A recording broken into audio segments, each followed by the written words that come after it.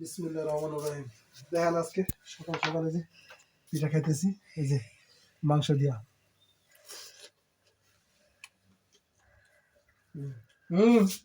পড়ো, তোমাকে দিতে আছে আমি। এটি খাইব না তোমরা? হ্যাঁ, এগুলো তো খাইব না, দিতে আছি। ভালো জিনিস খাও, গ্রহণ করো। মোবাইলটা টুন্ডিছে না,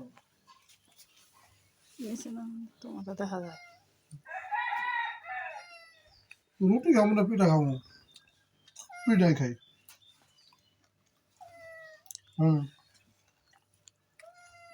ওই যে মাংস দিয়া পিঠা, এখন জোড়া খাই, পরে মাংস খাবো।